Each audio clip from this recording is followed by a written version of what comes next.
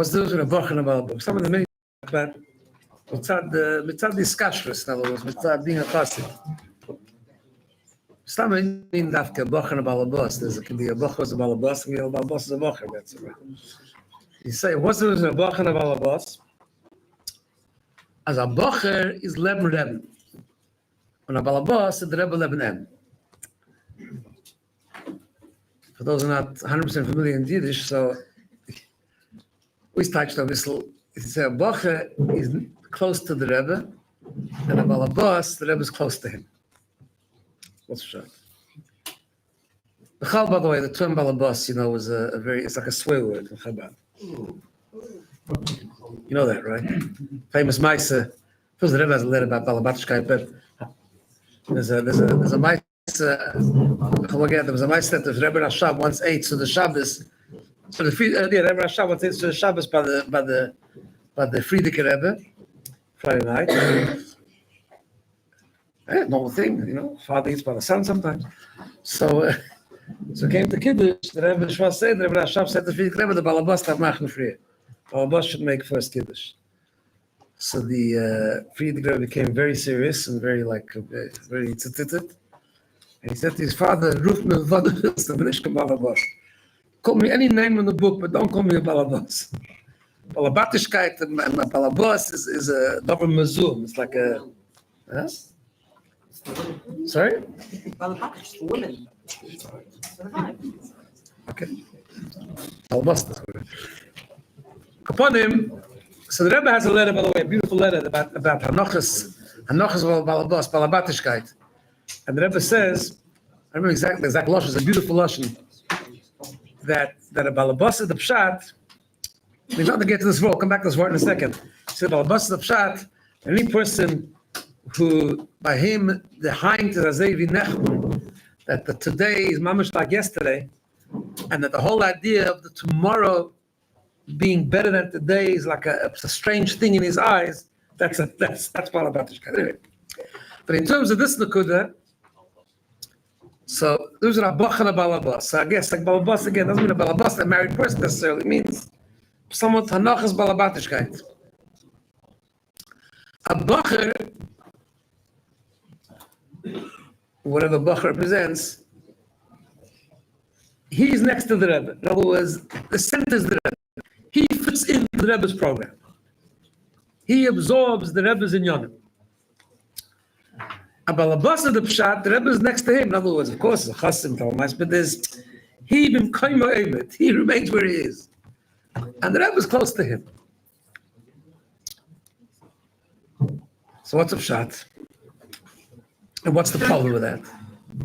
The problem with that is that we talk about Sefer Dvarim, still on topic.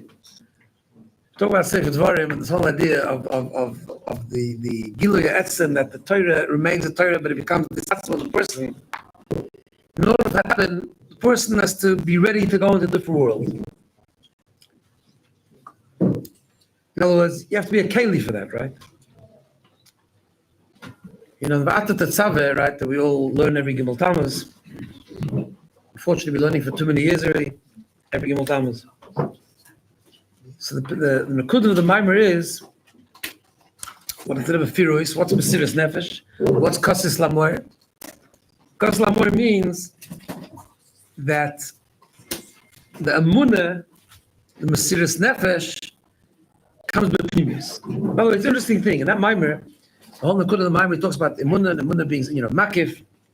And the whole idea is Makif means something higher than us. It's coming from the Chayav, the Neshama, whatever the case is, right? It's, Makif, and the problem is that Moshe Rabbeinu is a Rai Mehem. The pshat is his idea is to give us Emunah B'Pnimius. It's interesting when he talks about this idea of Emunah being Makif over there. He doesn't give the dugma. Even people always explain it that way, but he doesn't give the dugma that's brought many places. How do you give an example of Emunah being Makif? Right? What's an example of that? So always, the example is given of Ganba Apum Machtar Terachmonakari, right? That a Ganav can be about to break into a house, and he gives a tefillah to the Eibush till he should make it successful. Okay? That's a bizarre thing. The Ganav is the Heipach Ratzon Hashem, And the Ganef believes that everything comes to the Eibishter. He believes even his Gneva is going to be Matzliach because of the Eibishter. So he gives a tefillah to the Eibishter to be Matzliach in something that's against the Eibishter. Eipach harotz in the Eibishter. So it means that his Amunah is completely b'makif. But that Maimer actually doesn't give that dogma. Why not? Because that Maimer about this idea of bringing Amunah b'pnim is much deeper than that.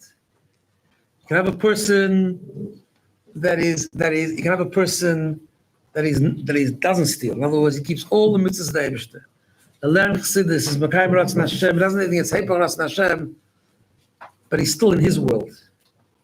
He's not one with the Eibishter. He's not the Pnimis.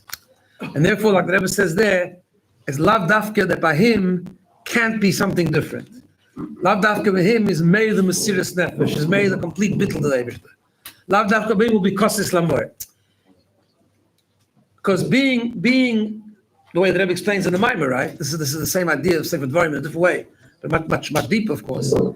That being emunah b'pnimis means that you have the nakudus of the yechida of anefesh is begoli, but it's begoli in a way more than the mesiras nefesh of Rasha. In other words, it explains it there. This mesiras nefesh is it's nemtat durch every part of your pnimis and every part of your koyches hagluim. You remain who you are, but you absorb it completely.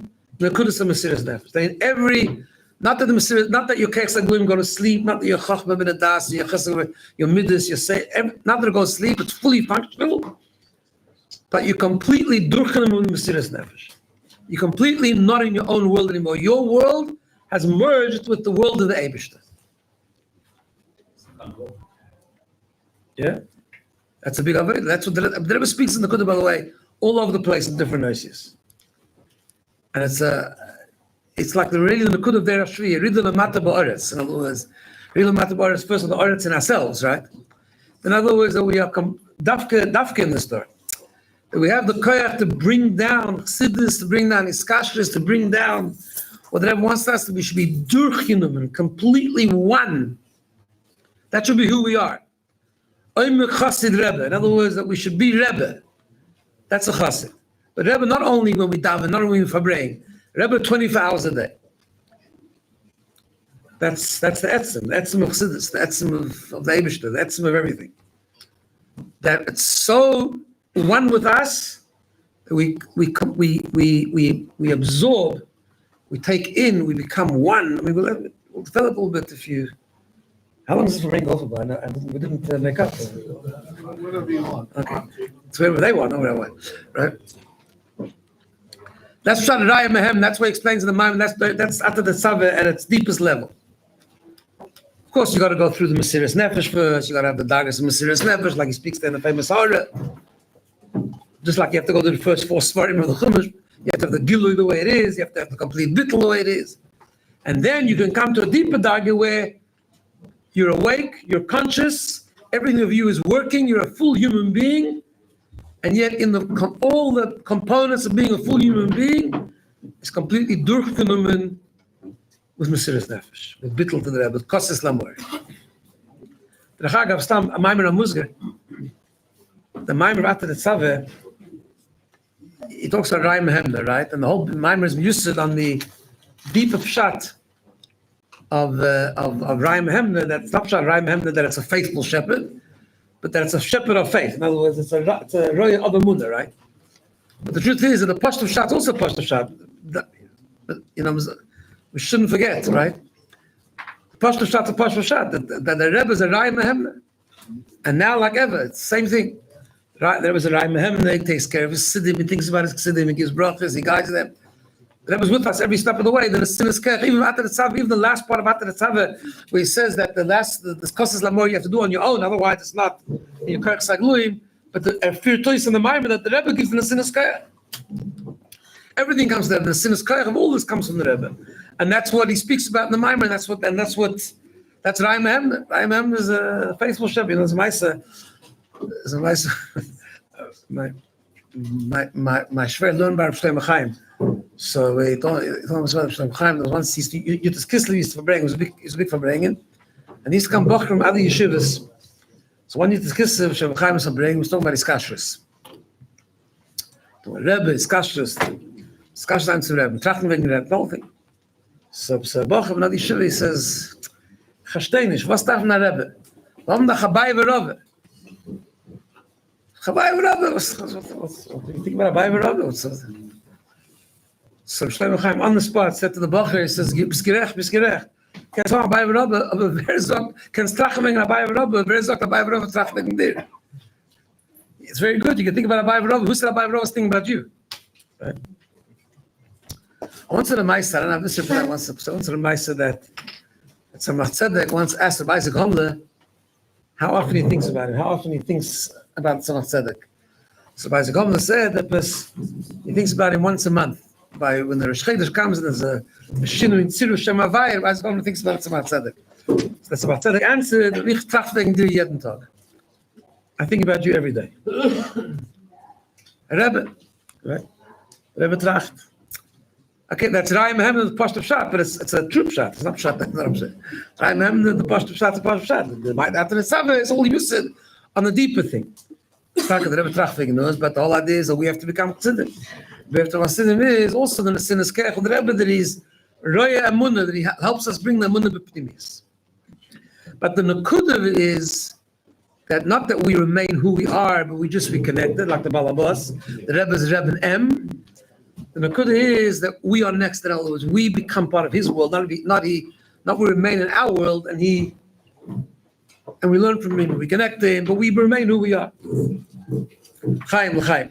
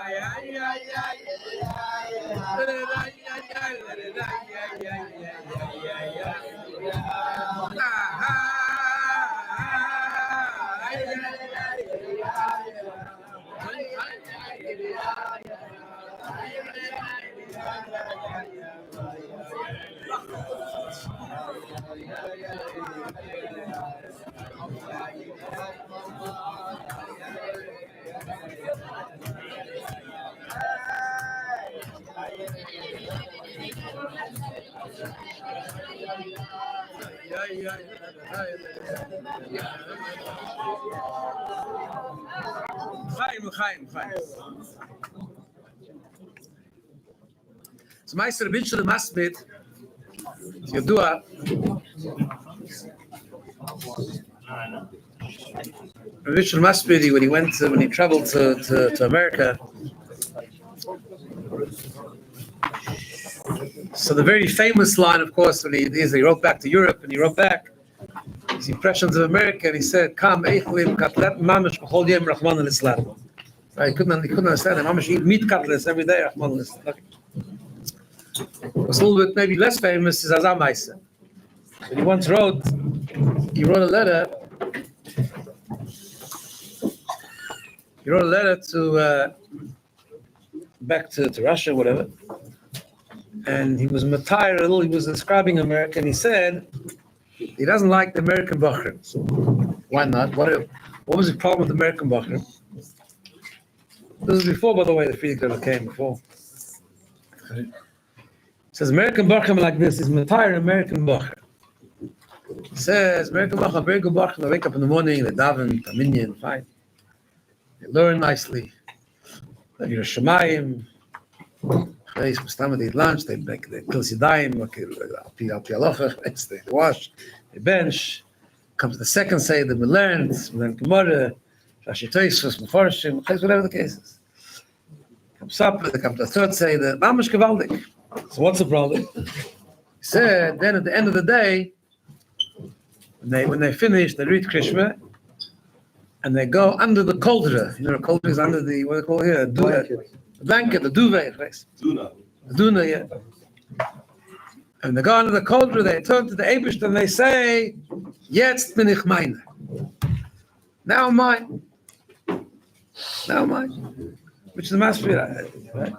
She never heard a Boch actually say that, but he understood, but that's the Tnuah. Right? Jetzt bin ich meine. What's Pshat? You know, I find a guy. Look, he's learning, he's davening, he goes through he does everything right, but he's something separate. Jetzt bin ich meine. It's a very important ma'aseh because nowadays came up some ma'aseh that like bittul is like a bad word. It's like people are very allergic to the concept of bittul. I don't like the word bittul so much. Or what they do is they like the word bittul, but they distort it to mean something else than it is. I once read a book and someone was the person who wrote the book rather was a Gewaldige Meile. She wasn't frum. She learned Tanya. She became frum, and she discovered Tanya and they gave a meaning in her life. It was very nice. But either she didn't understand the Tanya or the teacher didn't explain it properly. But she talks about where the Alter Rebbe talks about the Moshel and the Neshama Kanei, like a candle who wants to be Nichal Navuka in the Mokara Eish, right? To become, even though it's going to become nothing. Anyway, she discovered this concept called bittul. She says, I discovered this idea called bittul. Gewaldige thing. Bittul that gives you meaning, gives you a connection to the Eibishter. So she's Magdir bittul. What's Pshat bittul? She's Magdir bittul like this. She says, until I learned this concept, I thought that the whole world revolves around me. When I discovered the idea of bittul, I learned that not the whole world revolves around me. Good. So Impale Mamash is a very big darga. It's a major shinu. It's a major change. It doesn't even begin to describe the concept of bittul, right? Rishon Master said a bacher a whole day. He learns, he davens, and not. But when he comes, he takes a break. He says, "Okay, enough now. Jetzt bin ich mein. I need a few hours break. I need recess from the Eivishter. A little bit of time for myself, at least under the duvet, the duna, whatever you call it, right? Under the cold should be a little bit me time, they call it. You know, the whole world is going crazy this way. You know that? I just went last week in Sydney. We had under the Middle Council, we had a retreat. So we went to Parameta. It was very nice. We spent 2 days together. Al Rabbanim from Stadt was very, very geschmack. And then at night, we stayed in a hotel. So I remember as a kid, the place, I once told my Zayd that the place in hotels, they have in all hotels, they have a thing called, do not disturb. If you don't want to, if you're in your room and you don't want the cleaner to come in, so you put the thing, do not disturb thing on the other side. So they know they should come back later. But now they've changed it. I don't know if any all hotels, but the hotel that I was in now changed it. That they have a sign says, please come back after me time. After me time. I got the world going me, right? Mamash, it's unbelievable. The more the greatest Gilum of Chassidus that the Rebbe was Megalatas we have now. The Rebbe spoke about such dargis a bittul, even tiffer dargis a bittul in the previous generations. So obviously the clip is even stronger. Than now the clip of me is even stronger than used before, right? Please come back after me time. It's all about me, I. That's a shot, but it could be even bedakas. In other words, the cook of a chassid is there's no such thing as me. There's no me time b'chlal. Even if you live a complete day and it's a whole day and it's a gemara and it's chassidus even and it's a place Yerushalayim and it's davening, and then at the end you say jetzt bin ich meine. That's a bracha that Rishon Master couldn't stand. There's a Moedik Sikha that ever spoke in Tafshim Mem Dalet. Chayelu, actually. No, not Mem Dalet, sorry. Mem Aleph. No, Mem Beis, sorry. I remember I was, not a liquor, but I was actually at the Farbrengen. It was a Geshmaka Sikha. Because Chayelu is not the birthday there. So, they ever spoke about what's a birthday. What's a birthday? And he was tired of the question, Murdik. I remember the Sikha where they ever said it was Mamash Geshmak. It was they ever said L'chayra. Let's say L'chayim first thing, a Nigan, and then we'll go through it. L'chayim.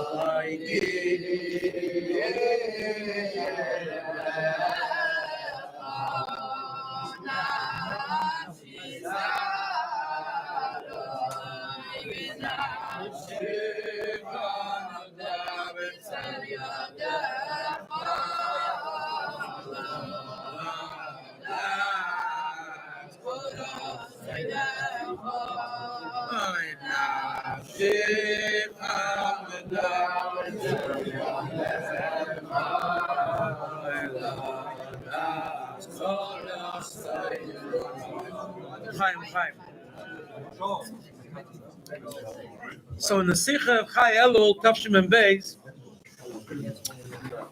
which is now Likud is Chelik Yites, the Rebbe asked the following question. Chayra, we know that when a person is born, it's a big mazel tov, yeah? Bris, Bachta Kiddush, Tutzach, it's a big simcha. The Rebbe said, Chayra, what's the simcha of a birthday? What's the simcha of a birthday? Chayra, the Gemara says, we know that when a person, before he's born, he's has all Ramachi Vora, B'Shasa Gidov. He's a complete person. He's even connected to his neshama. The Gemara says, Nei Dolak Al Roshai.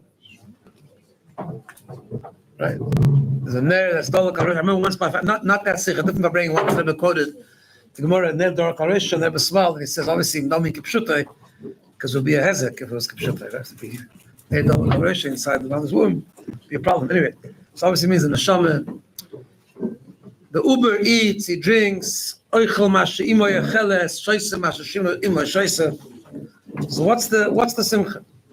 What's the big deal of a birthday? They didn't explain this part of the question, but just to clarify the question a bit, because everything that is there before, actually, when a person's born, nothing else happens. It's true. Every parent, when their kid's born, they think it's the cutest, the cleverest, the chulu. Obviously, it's not true. I mean, at least for the first few weeks, the kid doesn't even smile. It's a garnished. An est and a pisht. I mean, that's basically it, right? I mean, then sleeps. Right? What's that? What? So what's the Geshen? Like, what happened? Nothing happened. It was all there before. Nothing much extra happens after. Yeah, later, of course. Vetagoy and Atzadik, all good things, but not when he's born, right? So what's a birthday? So as long as Sikha, but there's one Nakuda there that the Rebbe explains like this, and then he touches on Avedis Hashem. That all the things that happens to a baby before they're born, the Rebbe calls it Rashi Shas. It's got to do with about Uba Yerachimo and all that. Everything that the baby has before, it's tak sholem b'chol ramach hevro v'shasa gidam, eating, drinking, all the good zachen. But doesn't belong to him. In other words, the ner doluk is al roishai, right? It's not the neshama is not b'pnim yusay. Oichel mashe imo yecheles, shoyse mashe imo shoyse. It's not his food. It's not his drink. It's not his neshama. Rashi in Shas says, in the Sugi of Uber Erechimoy about someone's chaymis, whatever. Rashi says that before a baby is born, lav nefesh. He's not a nefesh. What does it mean he's not a nefesh? So what is he then? Before he's born? The answer is a goof, not a nefesh. What does it mean? In other words, it's ner daluk al roisha, and he's eating and drinking, all's good, but the ner is detached from him. Ner daluk al roisha means that the uber in the mother's stomach also gets chayes from the neshama. But the identity of the uber before he's born is not the neshama. Lav nefeshi. It's not a neshama. That's not his identity. It's not his definition. It's an uber. It's a goof. It's a body that has a machayrim, shasagidim, and does all kinds of wonderful things. But it's not. If you want to define, you cannot define it as a neshama. As soon as the baby is born, nefeshu, the baby becomes a nefesh. What's the baby becomes a nefesh? The identity of the baby when he's born is that he's a nefesh. His identity is his neshama. That's his muhus. That's his etzem. That's who he is. It's a nefesh. It's a chiluk ein hareich. That's a simcha birthday. So the Rebbe teaches us in Avedas Hashem it was like that. In Avedas Hashem, and really that's the chiluk between Golus and Geula. Doesn't teach us like that in the Sikha, but in other places it's clear, right? You can serve the Eibishter like an Uber, which means you can serve the Eibishter, you can be a chassid, you can learn chassidus, you can everything like that. But lav nefeshu, it's not your muhus, it's not who you are. Ver bistu, who are you? What's your identity? How you define yourself? What's your etzem? What's your core identity? Something else. It's a Uber, it's a goof. You have the Neidol Karoisha, and you have the Oichem Hashim Eicheles, all good, but it's not you. Lav Nefeshu. You can mamish be serving Eibishter at a very high daga, but it's not you. And then they're serving the Eibishter as a born person. Person who's born. The what? That he's a Nefesh. That he's Avedas Hashem is who he is. Like the Rebbe once touched, B'dakas Yoser, many times the Rebbe spoke about this, the two girses in Anini Vreisi L'Shamash Eskoini. Right? Anini Vreisi L'Shamash Eskoini. That's one girsa. I was created to serve my master. Another girsa is Ani Loini Vreisi Elo L'Shamash Eskoini. I wasn't created only to serve my master. What's the chiluk? What's the difference? The difference is, Ani Nivreisi L'Shamash Eskoini means, Ani Nivreisi. I exist. I exist. Narvas L'Shamash Eskoini. I have a purpose. I have a higher calling in life. And that is L'Shamash Eskoini. Tifigi, that's a bit like an Uber. That's like a bit like a person not born. He exists. He's a separate entity. As a Metzias. Narvas L'Shamash Eskoini. Oh, you can have tifrigi that. Ani loy nivresi. Ani loy nivresi. I don't exist altogether. I do exist. My entire existence is l'shamash eskoini. My muhus is nefeshi. My muhus is the neshama. My muhus is Avedas Hashem. And that's the difference between Golus and Geula. Golus is like Nimshal Ibru, we know. Right? Golus is when the baby is in the mother's womb. We just sang Tishba, let's see in Vera, right? The Chevle Leda. Geula is the pshat is that you're born, Geula pshat is Nefeshu.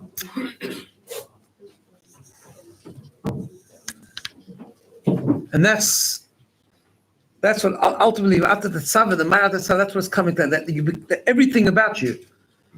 Everything about you is just Mesiras Nefesh. Kosas Lambor, it's a lakus b'shittis. It bothers you, the Mashiach hasn't come. It bothers you, it's not Gila lakus. And that's what being a chassid is. So obviously, one has a shaila, it's a very high madregis. Halavai, we should be holding by Holo madregi, right? It's always the kasha. How's this relevant? Especially nowadays, people ask this kasha a lot. How's this relevant? How do we apply this? What's it going to do with me? From the Chag Rabbi Yog. The Vaila, I'm not holding not Bani Levei Shamash Eskoini and not Bani Lo Levei Shamash Eskoini. I'm holding up either of them, right? We're going to the Vaila, we still like pizza, right? I mean, that's the bottom line. We still, pizza's just a B'lashon Aki I'm talking about, right? Or worse than that. So what's happened in China, right?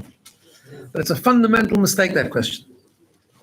I'm asking because Mr. people are thinking this question, right? What are we Farbrengen? People ask me this. There's a guy in Sydney, Farbrengen son was Thomas Tzedek. Not so often because it's a tough crowd there, but by me, the less Siddish you are, the more you listen. Say by me, like people listen, but you go there. That's Anyway, but so there's a guy that comes to me always for Farbrengen, and they says, I don't have a lot of time. Tell me the bullet points. Just tell me what do you feels to like? Tell me bullet points. And I'm trying to explain to many years that there's no such thing as bullet points in a Farbrengen. You gotta. So I don't know. Hope people aren't in a hurry. It's Thursday night. It's Shabbos. But the question, just in case, no one's thinking.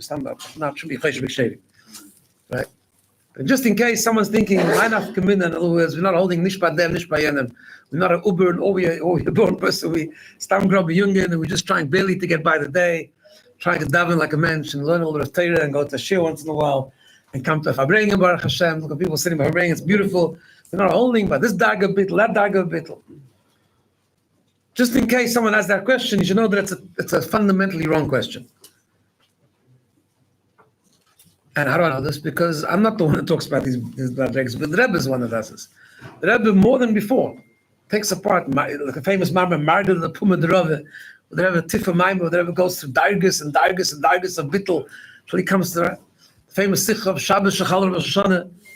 Yon Shechal Shabbos, I think when Tessa was, when the Rebbe spoke about the Bittel of Rosh Hashanah and Shabbos is even higher. The Rebbe is the one that brought in these Dargis of Bittel, and the Tish Dargis of Bittel is not even a Metzias, not even a Metzias of a person doing a mitzvah, but Chalishke Metzias is nothing, right? Blowing shofar is already a Metzias because you blowing shofar, so Shabbos even higher, but you don't talk about, right? What was it? Who was the Rebbe talking to? And then says the Rebbe was talking to us. We're not holding by Bittel, any Darga of Bittel maybe. Okay, so we have to understand what it is. Maybe we'll talk about it soon because it's a very, very important nakud of this. Of why it's so important to understand these Tifa Madregas and to have that cook and to have that ashkofa at least. So the first thing is Pasha. The first thing is we have to have a proper ashkofa. Intellectual honesty. Like even though it's Madregas, we don't. Chassidus is full of this, by the way. The whole Chassidus is like this, right? The whole Chassidus is talking about Madregas that we have no shaykhs to. Mardach, Rabbi Hillel Parasha said when he started learning Chassidus that he thought he was a son of Gomer. And when Rabbi Hillel Parasha started learning Tanya, he said, Alavai Beinani, right?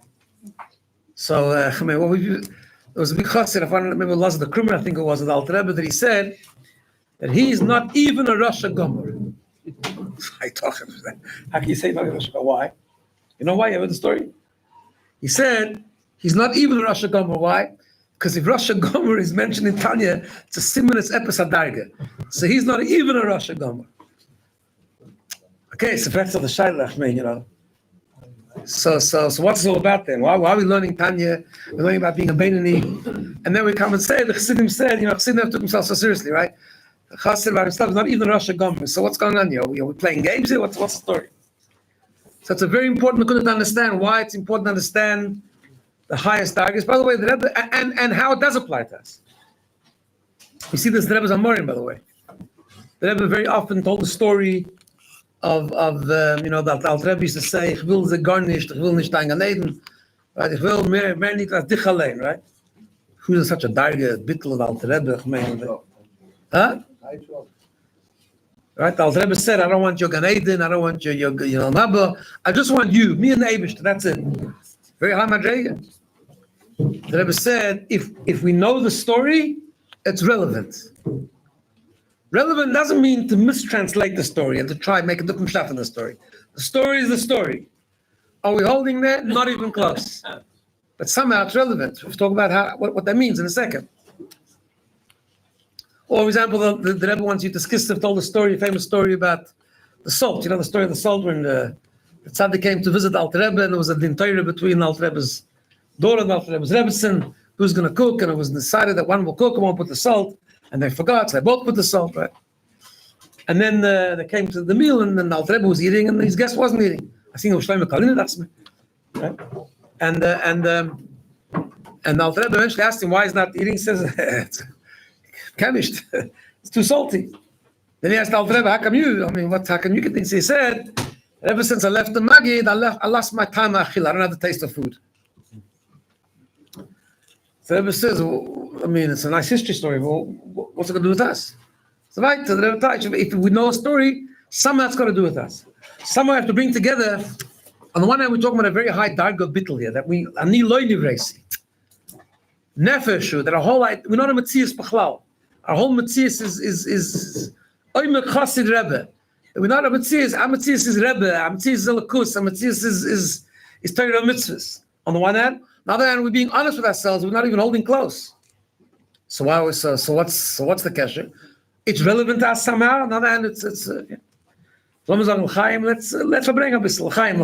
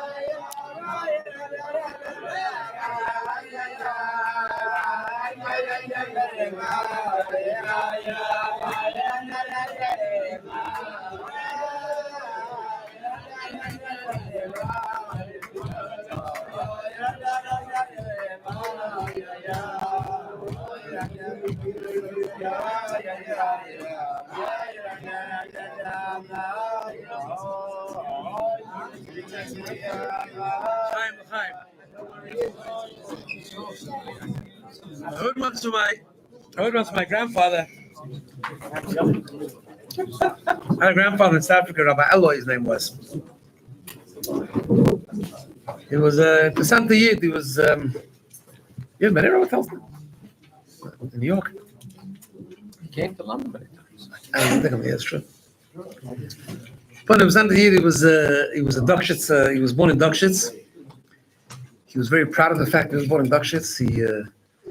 He wrote his own matzeva before he passed away. So he put a very, very brief matzeva, not a lot of things, but he made sure to put the Yelid Dachshitz. He was very proud of the fact that he was born in Dachshitz. Name Dachshitz was Halik. Upon him, so he was in the he was born. He was from the Babish Mishpacha, Doira Doiris. Actually, Ben Achaben from Bazelik Dachshitz was a Chassid Alter Rebbe. Mentioned in Rebbe. But he ended up learning literature shiva, so he was like a combination. But the first time he saw the Friedrich Rebbe, he was learning in Mir, actually, at the time he became a chassan. He came back, he became a chassan, and the Friedrich Rebbe was then, after that in Mishtan, he was then, and he went to see the Friedrich Rebbe. He always just told about the 5 times that he saw the Friedrich Rebbe. Anyways, a lot of nice mices around there. But upon him, so one of the times, so the Friedrich Rebbe, he was living somewhere, and the Friedrich Rebbe was in a town nearby. And the Friedrich Rebbe was going to Farbrengen that night because there was a kfutza of Chevre who were in the army. The Priziv, these ago, right? And the Friedrich Rebbe Farbrengen for them all night, and Mazeda was there. And he always used to tell me, he doesn't remember too much what the Friedrich Rebbe said that night. Remembers one expression that the Friedrich Rebbe repeated many times, "Am davzicha weglegen." That was the last. Davzicha weglegen. Always repeat it. Davzicha weglegen. Put yourself to a side. We have to forget about ourselves a little bit. Okay? Bittul, same message. So now in Yeneinu,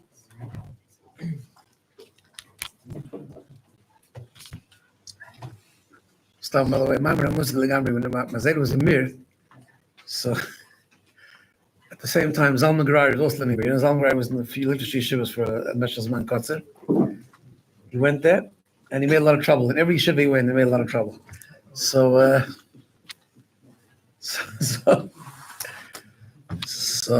he's telling me stories. They weren't mechutanim then, but they were. Zalman Gourary was, those who know, was like a pretty wild guy. Chassid, but a wild guy. So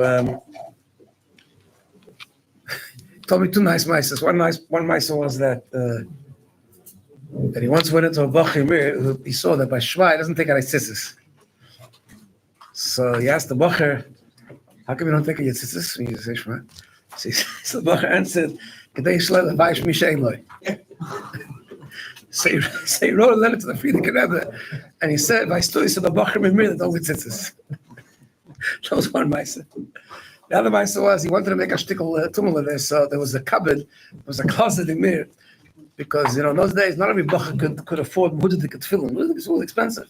That pushed the tefillin first. But there were some Bachar who were able to came from better families, and they had mudidik tefillins. They put them in the closet, and after that, the Bachar who put in pashta tefillin, and want to put them on mudidik tefillin, I go to the closet, and they would put on the nicer tefillin. That's it. So one day, Zalman Gourary put up a notice on the closet. Everyone should know, anyone who used his tefillin wasn't yotzei, goes to it's somebody in the Tom's tefillin. Anyway, stam Revach so impartial. Anyways, Nachzul Yeneinu. So Chassidin was bewusst. There's a Rishim in the Talmud Tzavach Tzedek that explains this nicely. But the word was the word that this is the first Indian. That we know when Mashiach comes, it says, that the Eibishter says, Vasiroisi is Leiva Even. That nowadays we have the gestopte hearts, our heart's not open, the Avos Hashem, here is Hashem. But when the Mashiach comes, Vasiroisi is Leiva Even. Maybe says, I'll take away the stone, the heart of stone. Maybe will take away the heart of stone. So then, okay, then our heart will be open. The proper Abbas Hashem, Yiras Hashem. The way it should be, yeah. So Shaila is, how about the brain? Moyach Heaven. Just like we have a Leiva Heaven, we have a Moyach Heaven also. So why doesn't it say, Mashiach will come, Vasiresi is Moyach Heaven? So the answer is that to take away the moyach even that we can do now. How? Through Chassidus. By learning Chassidus and developing the right hashkafa, the right cook, the right way to look at the world, we might not be holding there, but at least we have to start by having the right outlook on the world. To see the world through Chassidish glasses. To understand who we are and what the world is or isn't. What a Rebbe is, what a Lakus is, to see it like Chassidus sees it, takes away the moyach. What does that do? How does it make a difference? It makes a difference. There's a Rishim, the Talmud Tzedek says, that there was a Tainus, they had Tainus Alter Rebbe, there were other Chassidim at Tainus Alter Rebbe. They made like a mashal that says like this, that the Chassidim of Alter Rebbe, are like people who have a gun, and it's all loaded and it's fully loaded, but it's missing one thing: the spark is not there, so you can't actually use the gun. Right? The other cylinders, the Slavos, this, there. So the Alter Rebbe said that no, that's not the avodah now. The avodah is Chabad and the hymn. What does that mean? Chacham in a das, that the brain should be complete, the brain should be 100%. And that should have an effect on Netzach Yisrael Malchus, in other words, how we behave. Obviously, we need to learn about Avos Hashem and Yiras Hashem, and of course, the Tanya is full about Avos Hashem, Yiras Hashem, etc., etc. But that's not something that all of us can reach, right? What we could do is we could get our brain clean. We can look at the world properly. And nowadays, it's never been more important because the world is full of terrible, terrible ashkafas, which is influencing everyone, seeping into everyone's mind and everyone's brain and everyone's heart. Nowadays, no more important to learn lots of chassidus, to understand, to have the cook of chassidus, to have the cook of Enel Mulvade. Yeah, so we learn maises about bittul and we dargas of bittul, and we talk about ani lo university. Are we holding there? Of course not, but we can at least develop that mindset. What does it help to develop the mindset? It helps that it makes a dent in how we behave. It shifts us a little bit. Does it shift us to be holding in that madrega? Of course not. You have to be crazy to think, right? You know, now I'll tell you a crazy thing. I once heard, I was listening to a podcast of someone that was talking, and nowadays there's a big clipper today to make because people don't like to be told things that they're not holding by, because there means something wrong with them. So like they reinterpret chassidus. So I heard someone talking about Tanya once in a podcast. They were saying that nowadays, Rebbe was Megalta, so we can actually be a Beinani. I don't know. I don't know what that means exactly. I think it's ridiculous, but yeah, that's just listen, a little Beinani. You know, they tell a Maisa that the Radatz, on his deathbed, Radatz was one of the great Atmimim, right? The Rebbe Rashab once said that the Rebbe Rashab, it's a Maisa when Techetum in Lubavitch, there was a Maisa that there was not Radatz, sorry. Rebbe David Ordaka, sorry. Yeah. That in Techetum there was a Tommy, was one of the greatest Tmimim in Lubavitch, right? So in Lubavitch there was the shul, there was Davin, the Zal, was Bachman, was Davin, and there was the Chabadnitz, the Sheikh Cheder Sheni, with Yisud Davin, with the Ovdim Yisud Davin. So they say there was a tkufa that Moshe with 300 bachim in Lubavitch, and during the year, 30 bachim would daven by Riches. Elul, 100 bachim would daven by Riches. One time, the Rebbe Rashab walked into the Cheder Sheni, the bachim davening, walked in, and suddenly people noticed he was there. They stopped davening. They stood to attention, except for two bachim. Rabbi David Haradak, and I don't know who the other one was. And the Rebbe Rashab said that it was. They were for them is they could buy the ganze Techetum and everything else is revach. Everything else is just profit, right? So on his deathbed, they asked him, they said, "No, David, the great Avos Hashem." And he was taka, the over, right? Did you reach Avos Hashem? So he couldn't mamish deny it because everyone knew who he was. I think I was from Yeshua actually. So he said, a kitzel gitan. He said, no, a kitzel gitan. Not really. All right? Chassidim were always afraid, a drag is a Chassidim. So we shouldn't talk ourselves we're holding here there. But on the other hand, it makes a difference how we live. It makes a difference how we live. The more Chassidus we learn, the more the Ashkafa we absorb, real or proper, true, undiluted Chassidus Ashkafa, that we absorb and we learn again and again, and we think about it, and we talk about it, and we get involved in it, become immersed in it. The more we learn, and the Rebbe's Torah, and the Rebbe's Sichos, the Rebbe's Ashkafa, the more we learn it and chazer it, we're not holding even close to the stuff that it says there. But it becomes our outlook, it becomes our Ashkafa, and it makes a dent on who we are. To bring it out a little bit differently, let me share with you an idea, right? Because it's coming Elul soon, right? Even Tam, I know people don't like to hear that, but that's what happens, right? It's kind of, Elul is not a scary time. Chassidim, it's a gewaltige time. Melech Basodeh. So we say Elul is Chodesh HaCheshvan, right? So Chassidim used to say like this: why do we need a Cheshvan HaNefesh a whole month? Whole month we have to have Cheshvan HaNefesh? I can sum up my Ruichalt in 10 minutes. It's fine. It's very easy. Most of us know exactly what we're holding. If we're honest with ourselves, whole month we need. What's up, Pshat? Just like this. They used to say, you make a Cheshvan HaNefesh, you need to do three things. You have to know Vima is. You have to know where you're holding. You have to know Vima Daf Zayin, where you should be holding. Then the third thing is you have to know Vima Ken Zayin, where you could be. What does it mean? It's like this. Person has to make a Cheshvan HaNefesh. Everyone has to be honest with themselves where they're up to, where they are.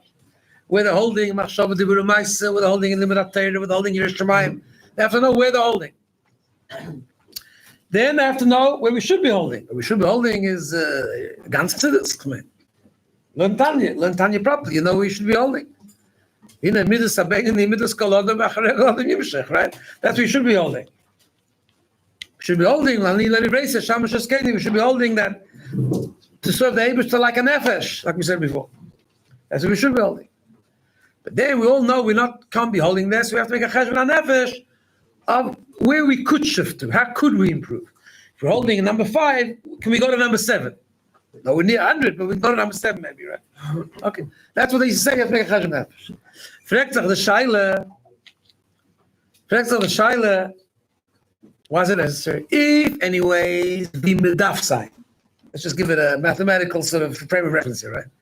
If where we should be is number 100, and I'm number 2, maybe I can get to number 3. So what I have to go think about what 100? Let me just think about where I could go. Why are you bothering me where I should be, right? The answer is very simple. Because when you know where you should be, there where you can be becomes different. You thought you can go from number 2 to number 3. If you know where you should be, you can go to number 7. It makes a big difference. Not just number 7 in quantity, but in your whole look. It makes a big dent. It makes a dent how you view the world, how you start to behave, how you run your life. It should be at least. We need to.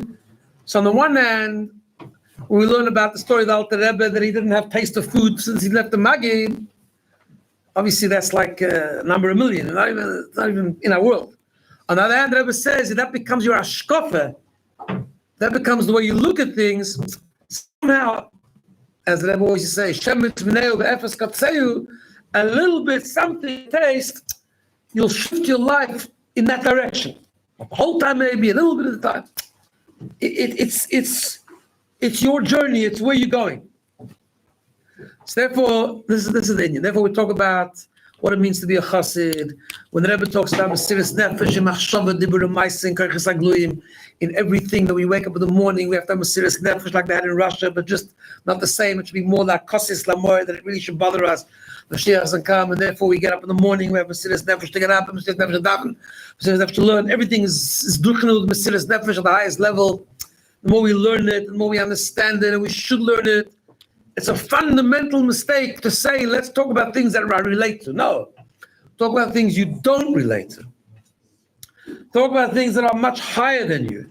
Talk about things that are in a different world than you. So that you can shift yourself a little bit towards that world. Will you get there? Of course not. But at least you have the frame, your mind frame, your mindset. Is that kind of thing. What's an example of that? Lama Zogel L'chaim. Chaim. Chaim Zogel L'chaim. It's like a niggin. Rabbi Safra Zogel L'chaim. Ya la da da ya ya ya ya ya ya ya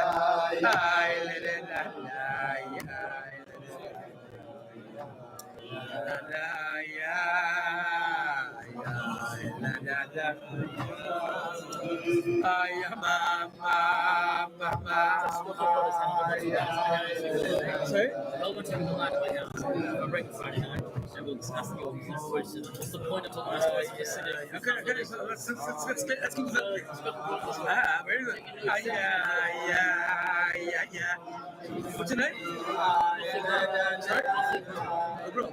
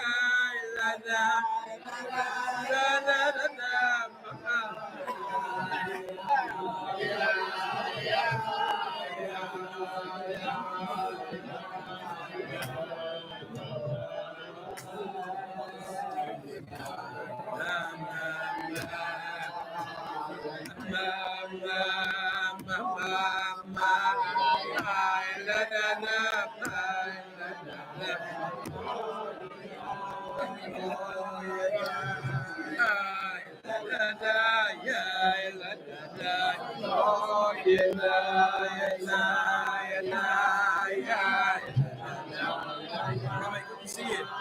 Thank you. Thank you. I have to wake up. No problem. I got a baby there and everything. Beautiful. I have to look up my wife and everything. So 100%. That's love. Chaim.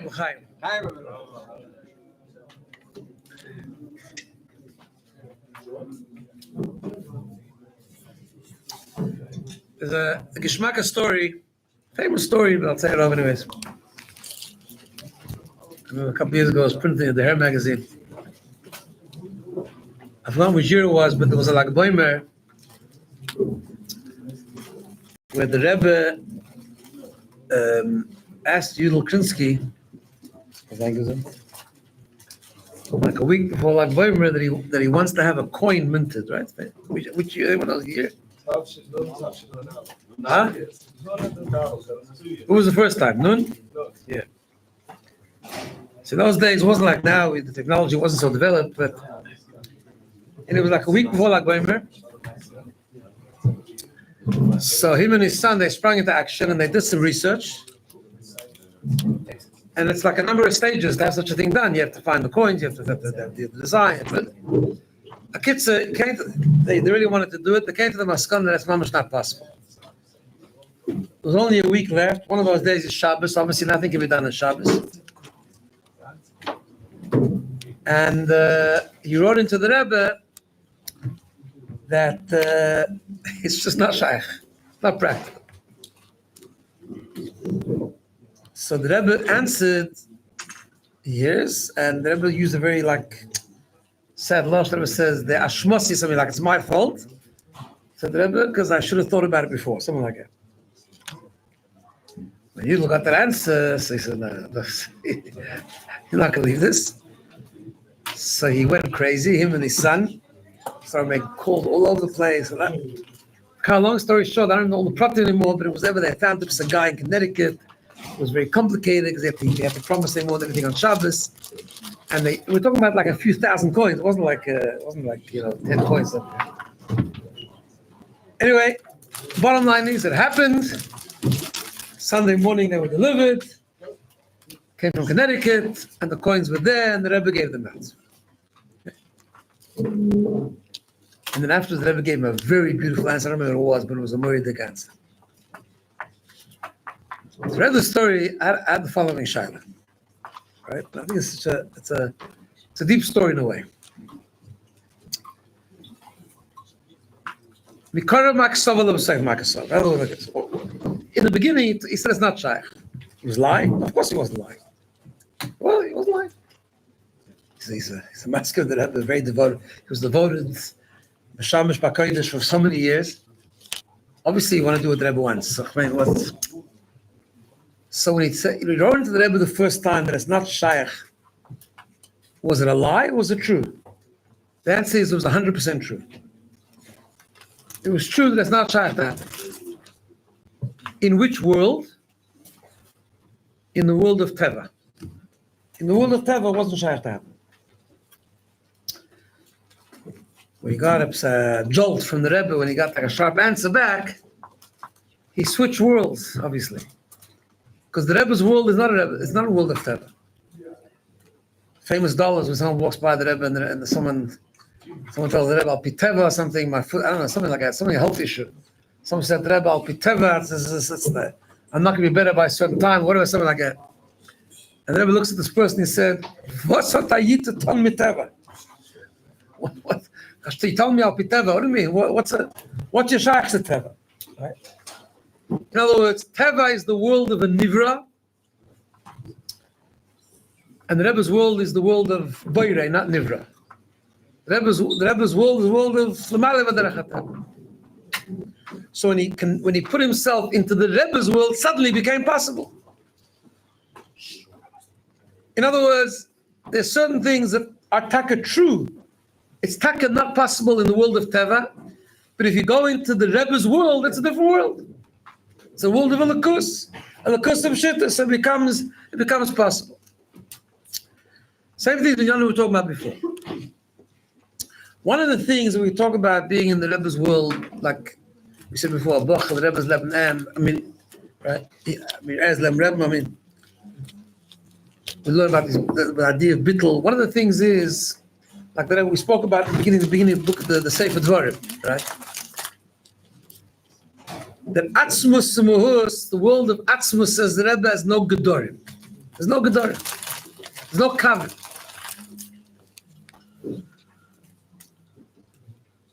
And we see that clearly in the way the Rebbe operates, the Rebbe's world. What I mean? So Amalek Hatzait, in the time of Bichsidim, in the time of the Lubavitch, for example, they used to say there were, in the dining room at Teichat there were tables of Balei Nigla, tables of Balei Chassidus, there were tables of Eib, there were different groups, right? There were Kavim.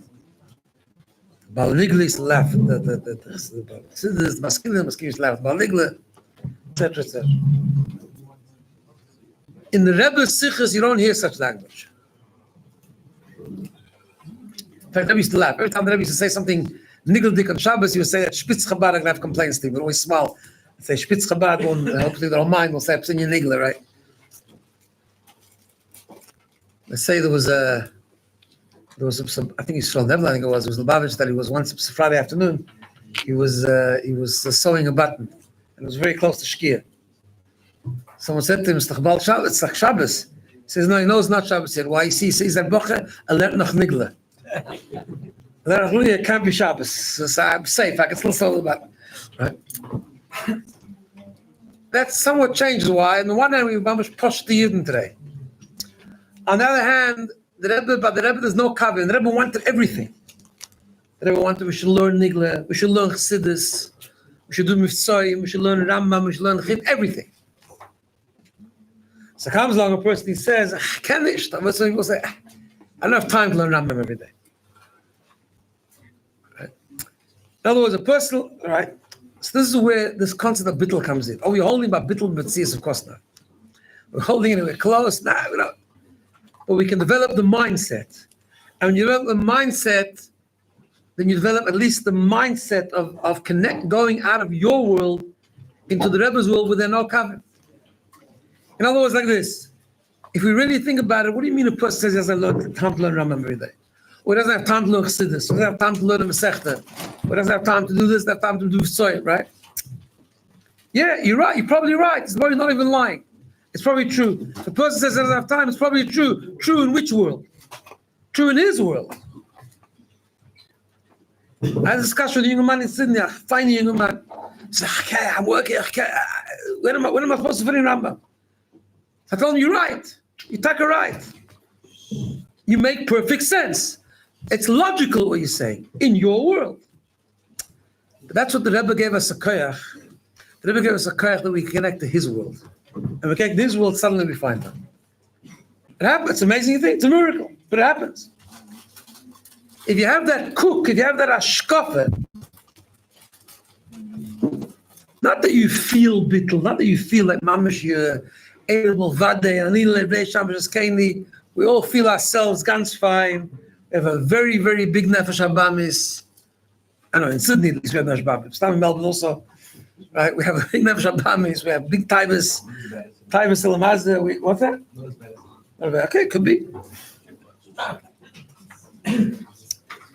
It's okay. That's going to be. That's the same. But if you have that cook, you say, so what? You know, my father once told me. My father was at the Farbrengen. My father was at the Farbrengen when the Rebbe asked everyone. The Rebbe asked everyone to turn their jackets inside out and their hats upside down. Where was it? It was Tashmini Beis, no? Yeah. So my father didn't speak a lot. He was in the Gedichte years. Was from Tashmini Aleph for the first Pasuk Legani to Tashmini Tezvov by the Rebbe. But this is Teva. He didn't speak a lot. But this, for some reason, he mentioned a few times.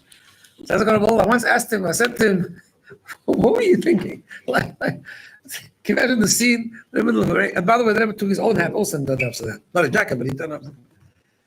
You have Farbrengen, and the Rebbe is like as a Giluyim, and the Rebbe tells everyone to turn their jacket inside out. Imagine a scene. Everyone with their jackets inside out, hats upside down. Imagine a friend, the guy walks in there, must look like a crazy thing, right? So I asked him, like, just time, what went through your mind? I was interested. I was inquisitive. So he said, I think it was 100% right. I mean, right? He said the Rebbe was trying to tell us, you asked me to be Rebbe, gib sich überinganzen. Gib sich überinganzen. That's it. There's no you anymore. You might feel you, but in Koil Mamish, there's no you anymore. There's no you. Hats upside down, hats upside down. Jackets inside out, jackets inside out. Go shlich is the end of the world, go to the end of the world. Learn Rambam is Rambam, Nigla. That's one thing. And by the way, it's not one thing. Pshat is that it's like a robotic one thing that you say Gemara like Tilim because no, they want you to koch sich in the Gemara. They want you to learn something, each one according to their own way, but to learn something that you enjoy. And you start to enjoy it. Why do you enjoy it? Because that's the Ratzon of the Eibishter.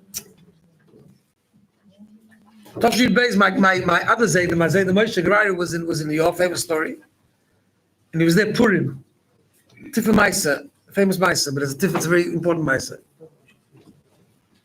And he went over to the Rebbe. Those days you could talk to the Rebbe in Farbrengen. And he said to the Rebbe, he was big masculine chassidus, but he asked the Rebbe a bracha for Emunah. Why? He said to the Rebbe, a bracha for Emunah, weil versteht man gar nicht. So he said to the Rebbe, big masculine chassidus. He said, we don't understand anything, he's asking the Rebbe a bracha for Emunah. What did the Rebbe answer him? The Rebbe said to him an unbelievable thing. The Rebbe said to him, verstehen darf man. Aber man darf nicht wollen verstehen. He says you have to understand, but you don't have to want to understand.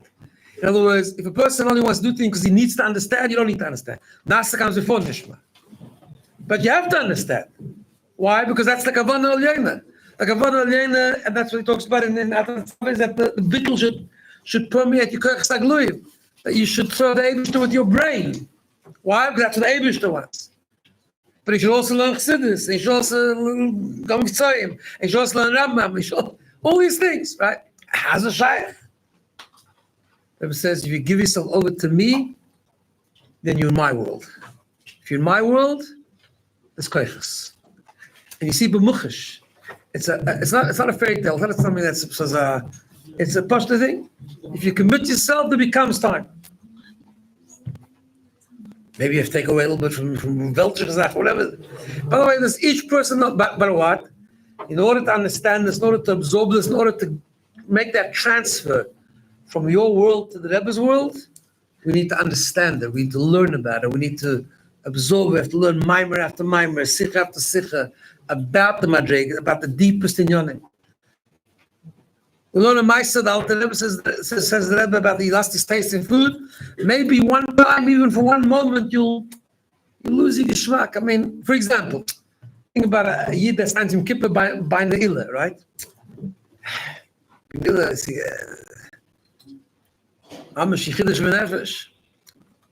someone will ask him at that time, what flavor pizza do you like? I'm sure that was right? The Rebbe says it's shy for a chassid, sometimes even in the middle of the summer weekday. He learns the geschmack of my chassidus, he learns, he dabbles a little bit. Maybe even for 1 minute, he'll forget about what flavor pizza is, right? I mean, because you put yourself in a higher realm. But it's Chabad. In order to do that, you have to learn. You have to learn the Medrash Marim about Bittul. You have to learn Tanya. We have to learn about these high madregas and know that we're not holding there, but it's shaykh to us. Both things are true. In other words, I can make a dent. In other words, the Chazal says, I know the Rebbe wants me to learn Rambam, but I don't have time. Then you think about, what do you mean I don't have time? Like, in whose world don't I have time? My world. But I'm a chassid, right?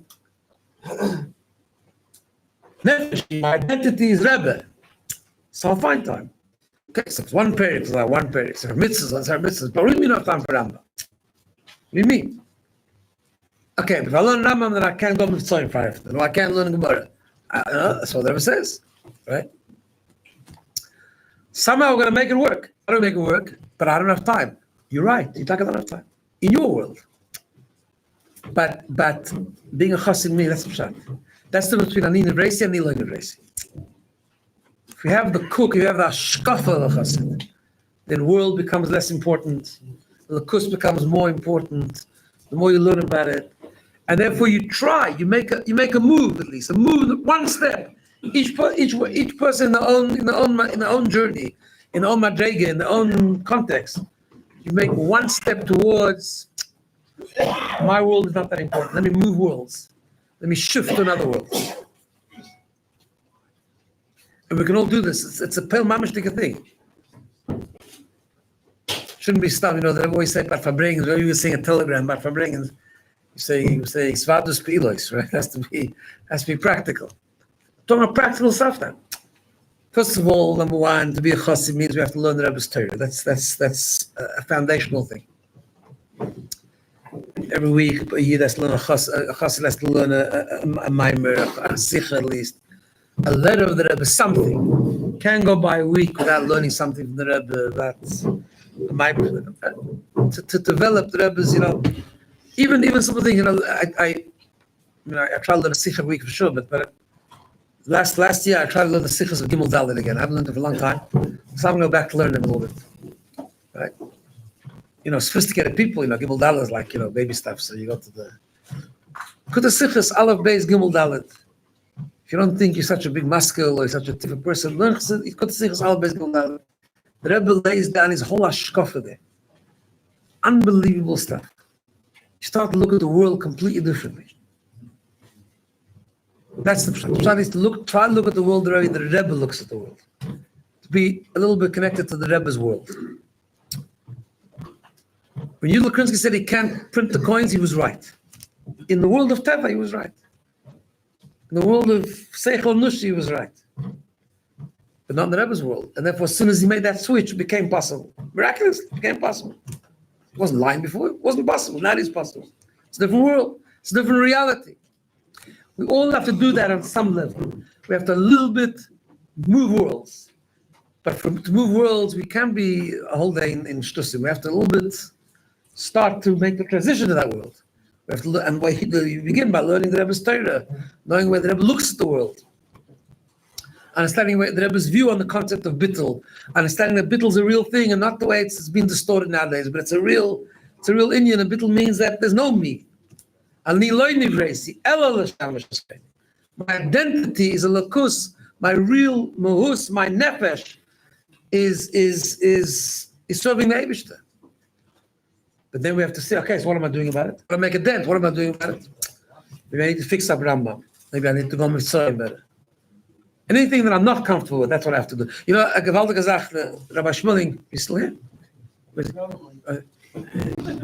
He made a Simon Tainis before. Punkt happened to be learning Tainis recently. So in Tainis, there's a very geschmack chassidische Gemara. It says there, interesting things about certain fast days, that Yechidim misanin.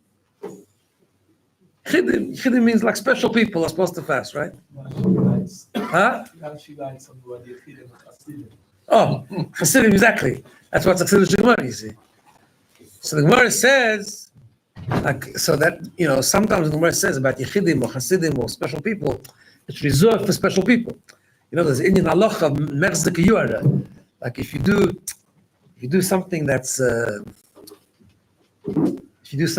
beyond your level, it's like it's arrogance, yeah. You know, when the Rebbe spoke about Rabbi Tam, he had to bavorim about kids wearing Rabbi Tam. The Rebbe said, Shulchan says it was Rabbi Tam. If he's not ready for it, then he's like arrogance. Yes, some mechum that he's not holding by, right? And the Gemara has that. The Rebbe had to bavor nowadays because it became a minhag, like Kabbalah, so Nechsidim put him in it. By the time it's not Metzag. Okay, but there are such a concept in Allah and Gemara. Like in Brochus, for example, you know that Rabbi Gamliel, it says red Krishma on the night he was married, right? Because normally you can't have kavana, so you potter chasim potter Krishma. He read about, but his son said, "Loikla, you read so you little Hashem." Not everyone can say you don't have a drink. No, okay. Nowadays we all read Krishma because we don't have kavana, anyways. But that's a different story. But right. So the Gemara says when it comes to fasting, everyone has permission to call themselves Yechidim. Or like Rabbi Shmuel says, it actually says Chassidim for that matter, right? Why? Because fasting is hard. Oh, you want to be a Chassidish guy and do something hard? Be my guest, no problem. Right? You want to be a Chassid by doing something that's easy just to show you a real Chassidish guy? Okay, maybe not. But Yechidim, you want to fast? Break yourself a little bit, move a little bit, be uncomfortable a little bit? No problem. There's no arrogance there. Everyone has permission to be Yechidim. It's a why? Because that's what a chassid is. A chassid is someone who moves a little bit. Ready to make himself a little bit uncomfortable. Why? Uncomfortable to lessen himself and make a bissel room for the Eibishter. To reveal, to be megalet, to connect that inyan that my nefesh or that my identity is a lukus. Everyone in their own way, but a move. We have to make a move. And there's no more urgent time than now. It's already 30 years since Gimel Tammuz. The world is in complete chaos. You know, I think about the times that the Rebbe used to speak about. There was a Tkuf that the Rebbe spoke about the Welt Schokkelzach and Brekkelzach and Haltzach von Vanander. I don't know if we understand so much. Maybe it was prophetic. Maybe it was talking about now. I don't know exactly. But now, so we have to make a movement that we're not bringing Mashiach. And that's Mashiach. Mashiach is a lakus b'pshitas. That's Mashiach. Mashiach is that it's all a lakus. That our identity becomes a lakus, that we absorb the previous inyan of a lakus. So it's not just stam werte. You saw, he said l'chaim. I didn't see it for years already. Chaim. We have to make a move. Everyone in the own inyan. We have to take an inyan of lakus, inyan discussions that we're not doing, because we think we can't, because we think we're not holding there, and say we are holding there. We could do it. The person is not learning Rambam, Haknish can shiny. You can find a way. Maybe not in your world, but you have to move worlds. If you're too shy to go ask a Yid to put on tefillin, it's not true. Madach mental foot of us can put on tefillin, even they couldn't speak a word of English. Me Jew, you Jew, let's put on tefillin. It's finished. It's hard. Okay, so it's hard. It's hard in our world. Let's go out of our world. That's the word. Let's go out of our world. But you only do that if you have the right ashkaf, you have the right cook. It starts with the cook. It starts with that. That's why we have to learn. We have to understand bittul. We have to understand the race. We understand the Rebbe's dagas and bittul. We have to understand El Mulvad. We have to understand all these things, even though we think, oh, what am I learning this for? We have to tell stories of Siddim, serious nefesh. Why? Because it can make a dent in the way we live. First of all, we have to get our brains straight. That's number one. Be intellectually honest. That's number one. Even if you're not holding it, even if you're not going to do anything. Right? You never, because nowadays there's a terrible trend of reinterpreting Chassidus and the Rebbe's Sichos, because I'm not holding this, and I have to reinterpret it. Not the Rebbe didn't mean that. The Rebbe did mean that. You're not holding that, no problem, no one's judging you. But don't rewrite Chassidus, right? Chassidus is eternal, Chassidus is nitzchi, whatever the Rabbi meant, that's what they meant, and that's what it is. But more than that, if we learn it properly, we think about it, we change our brain a little bit, and then it makes it dent. Chaim. Hey, chama.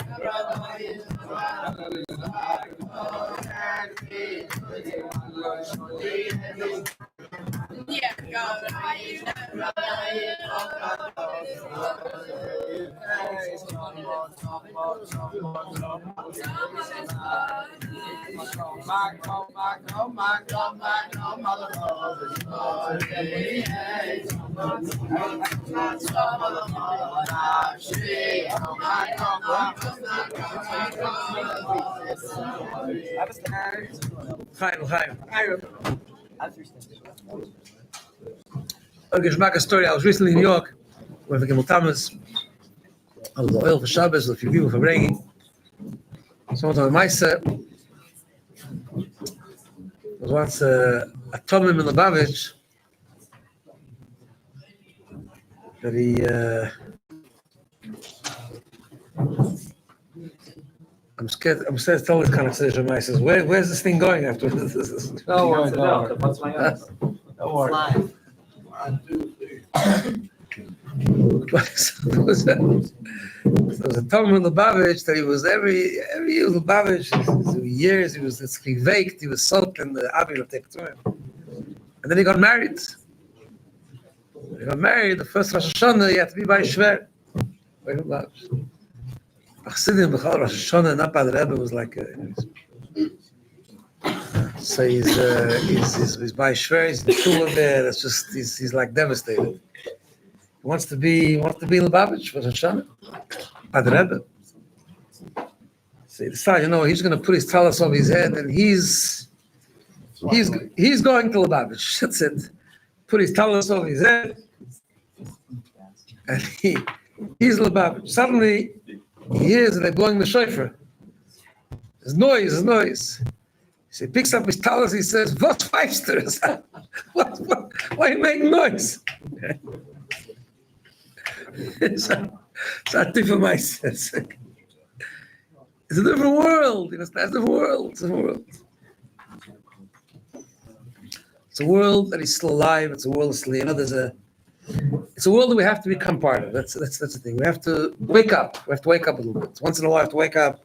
That's what Farbrengen is. I told you before that one of the old Chassidim says, "What's Farbrengen? It's an emergency meeting. It's an emergency meeting to wake up, to Hazozel, to wake up, go out of our world a little bit." Everyone spoke a very sharp sikh. I remember I was there when it was in Tashrim Dalit. Just before I came to Australia, to YG, it was Parsha Svairo. They never spoke there because what happened was, I think I've told the story before, the Shabbos before, the Rebbe spoke Rashi and didn't answer it. And the Rebbe was very, very, very upset. No one wrote into Oris, no one answered it. Huh? What's that? That was after we had that go on strike for a month. Anyway, No, okay.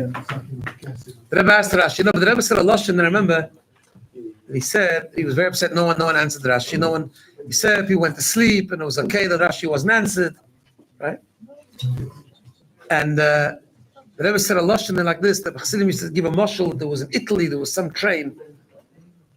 There was like a train that when they bought the train, I think it was first in Italy, I don't know exactly. But there was vagones, there were the wagons, and there was the locomotive, the engine. And Chassidim used it as a mashal for Rebbe and Chassid. And the Rebbe said such a like Agmas Nefesh Ishbrach. The Rebbe said like no one cared, no one answered Rashi, and he said the Rebbe said that sometimes the locomotive is of ein Nord, and the vagones of a zweiten Nord, and Italia of a dritten Nord. Because he like to say but the Rebbe's the Hagutas, what he did? He did it again. Parshas Vayiro, he asked the Rashi about frogs or something, and didn't answer it. And that week was Gavaldi. How do I know this? I mean, I remember it, but I lived it because I was part of the Marechas of Oris in Morristown. And the whole week was like on fire. The shiva was on fire. We didn't learn too much Gemara that week. We learned about frogs. So it was a Rashi about 5 minutes. The Rebbe did it for 3 weeks. But the point I want to make, it was a Gavaldik Truf anyways. Now then, the Rebbe, next week, the Rebbe was like, by Nachas Ruach, we could see, even though no one got it right, the Rebbe said, you all got it wrong, but didn't matter. You got it wrong, it didn't matter, but you tried, you cared, that was the one. So that's the Nakuda. We don't always get it right. The Shaila is, where's our heart? Where's our mind? Are you going to get it right? Are you going to hold by these people? Of course not. But you care. Okay, the second week was a bit better, actually. The Rebbe said, the second week, the Rebbe said that mit ongeheben richtig and mitten sind auf dem Weg. They started right, but in the middle they went off course. The third week was even better. Someone got it right, but they had complaints because they were mitzayin to a Gourary Lekut Sichas. And the Rebbe's gang was that Rashi is for Ben Chomesh Lemikra. So the Rebbe said, Ben Chomesh Lemikra, you mitzayin to Gourary Lekut Sichas. You tell the child there's a safe school, go to Sichas, doesn't have Nekudis, and or Shila Gillian, I think it was. And in the Sichas, there's Oris, and Oris is Shila Gillian, and the child says, I want to go play. Was actually in Shining about a book that Nekudis that has Oris. Anyway, it was very funny. But the Nekud was always the Nekud. The Nekud says, are you with me? Are you in my world? You care when I say something? Right? And nothing's changed. Nothing's changed. No one should ever say anything's changed. I'm sure I've said this before because it's a letter I preached very many times. It's a letter in Ikris Kodesh where there was a guy that wrote to the Rebbe, some writer, and he wrote a book in Yiddish about Chassidim of old. I think the title of the book, if I remember correctly, was Farbrengen or something, right? He wrote to the Rebbe, and it was Matai described like Farbrengens of old and the Varmkeit of Chassidische Shtetlach, whatever the case is. So the Rebbe writes him a letter, but you can only tell from the Rebbe's answer what he probably wrote, right? The Rebbe writes him like this. The Rebbe says that I got your book, and first of all, the Rebbe gives him a very big compliment. that you captured. In other words, basically you're matar, you captured the Varmkeit and the Farbrengen of Chassidim. You captured it really well. You did a really good job, basically. That was the first part of the letter, part one. Part two, boom.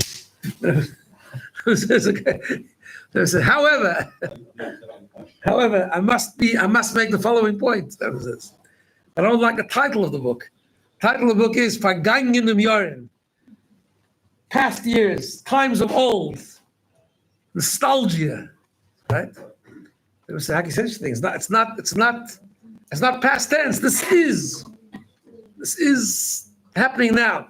You know, I remember once in Sydney, I think someone came to Melbourne also, there was this, in Sydney there's a museum called the Electric Museum, and for Electric Museum, I think it's called. I don't know if it still exists, but I used to take when my kids were little, I used to go there sometimes. Maybe still there, because I don't have little kids anymore. But there was a time that I went there for a different reason, because there was a Prague exhibition that was going around the world. Because the Nazis in Machshmon, what they did was, in Prague, they didn't destroy anything, because the kavanah was to make a museum about the extinct race, right? So they kept all the things from that was in Prague and was doing Stadtlach. Anyway, they have it after the war, and it was a time that Kufa was going around the world and being in different museums different times. So I remember I took me, my wife, and my kids. We went to see it. It was amazing. That's things from some Sfarim, that beautiful things from Stadtlach, from klikators like beautiful mantlach from Secretaries and menorahs and things. And I remember I was there. I remember this machshava I had. I was with people there. There was a bunch of goyim, but there was people looking at the museum, but I could see they were looking at it as a historic thing. And I didn't have the guts, but I wanted to scream and say, this is not historic, Chevron. We're doing exactly the same thing today. It's the same thing. Same menorah, the same Sefer Torah, the same thing. Just interesting to see how they did it then, but it's not a history thing. So the Rebbe had the same problem with this guy with Chassidus. In other words, he said, it's not Farbrengen im Jahren, it's 100% relevant. I said the Rebbe and the Rebbe Bavarn then, this is many, many, many, many years ago. The question that people ask now, people say it is different because the Choshech is bigger. There's a big Choshech now, so it's not the same. We can't be like Chassidim of old. We can't be like Mamish, like Farbrengen and Chassidus and be Chassidus Yid like it used to be. That's what the Rebbe asked the question that people's asking. So the Rebbe said two answers.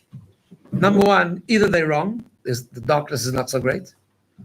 And if it's great, part two is, if it is great, if it's not true that there's a Choshech, so you got to try harder. If there's a Choshech, it means you just have to try harder. Because it can't be such a thing that it's historic. It can't be such a thing. Torah is nitzchis. I remember once the Rebbe, the whole parsha of Satmar and everything, the Rebbe made reference to the Satmar Rebbe and said, the Ishtachot Teres Baal Shem Tov. I remember once the Rebbe was screaming in the Farbrengen. Torah is nitzchis and Teres Baal Shem Tov is nitzchis. Chassidus is real. Chassidus is real. It's nitzchi, the concepts, the inyanim. Yeah, of course, everyone has to apply it differently. That everyone's told of Nissen Nemenov. That it has to go easy on the Bochum in terms of Iskafi and Lubavitch. Iskafi meant that if you got two meat cutlets, for dinner, you'd leave one. You would. The Rebbe said that's not an avodah now. But the Rebbe didn't say that Iskafi doesn't exist. The Rebbe said you apply it differently. Okay, so maybe Iskafi means that we try harder to get up in the morning on time, to go to the minyan, to learn Maimar Chassidus. Or Christ, we don't eat 10 bowls of ice cream. We don't eat 8. I don't know, whatever Iskafi means now. But it means the Nakuda is to go out of yourself a little bit. That hasn't changed.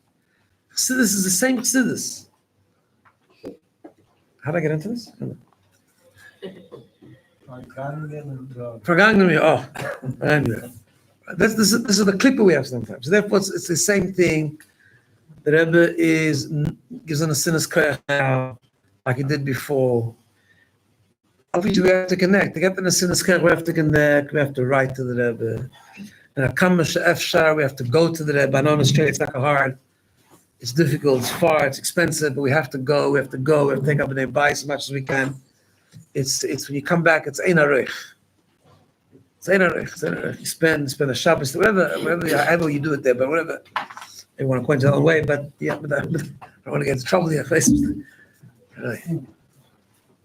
not going to make any recommendations how you should do it, but not 770, whatever, however you do it, you got to do it, but you got to do it. You have to go Mesilas Nefesh to do it, because that's where you get the highest Revelation, we have to connect.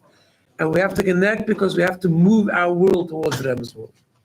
And the Rebbe gives koyach to do this. That's what it says in the Maimon. At the very end of Atar Tzava is that the Nasi gives koyach. Even though something you got to do, it's your Aveda, but the Rebbe gives koyach.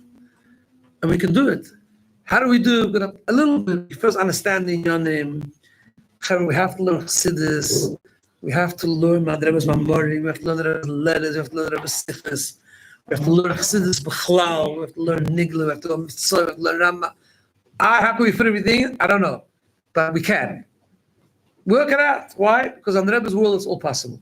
It's all possible. We can do it. Chaim. Samalecha nafshi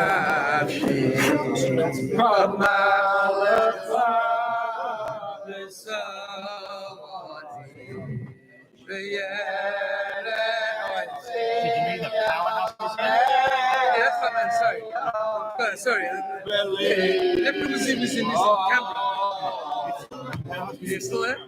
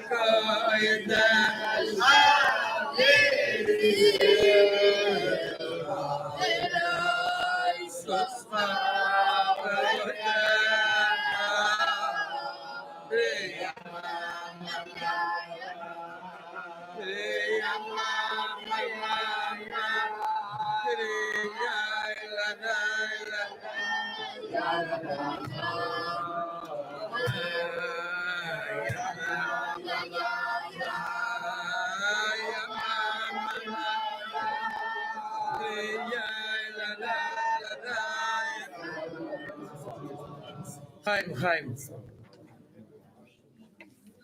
I see a lot of younger Bachrim sitting here. It's very beautiful, by the way. How old are you guys? How old are you? Huh? 13, 14?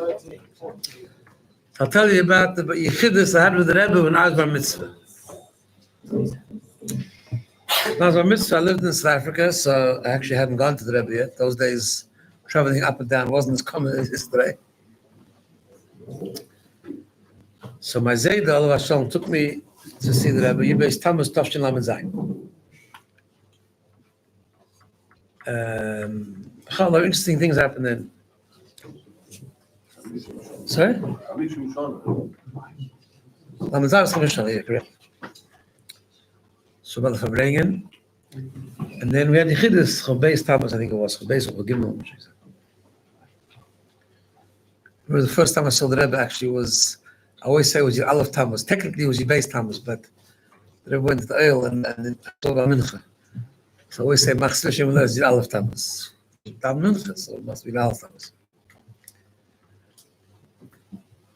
So came out for Yechidus.